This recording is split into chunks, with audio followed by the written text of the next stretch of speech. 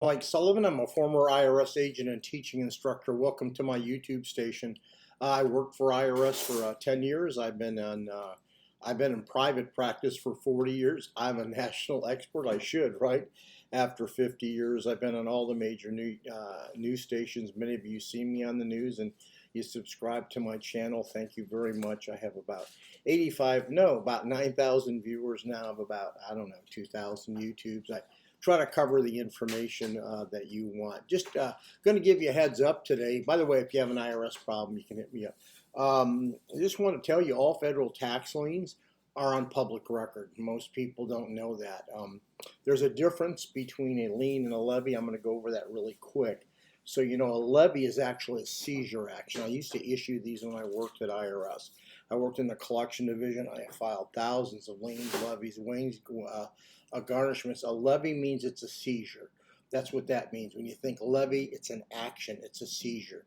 It's usually taking of an asset, taking of your bank account, or taking of your wages. Levies mean seizure. A lien, you think of something it's leaned against. Well, it's leaned against the courthouse because that means IRS files a federal tax lien like a judgment, like a note at the courthouse in where your domicile is. So if the time you owe tax, you're living in New York, Manhattan, New York, it's filed in Manhattan, New York. That's where it's filed at that time.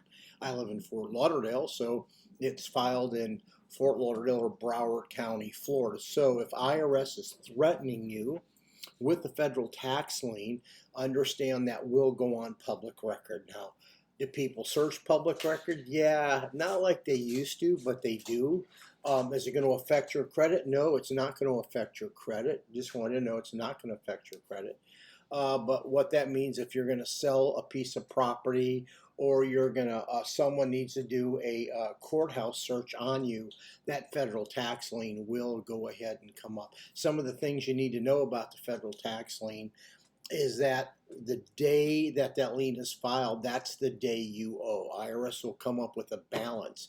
If you look that lien up 8 years later, that's still going to be the same federal tax lien, but you got to add penalties and interest from that. So you'd actually either have to call the IRS or pull a tax trip to find out what your current federal tax lien balance. Anyway, just want you to know your federal tax lien is filed at the courthouse where you in fact reside. You don't want to get a lien against you. If there's any way, you should call me if you have a problem.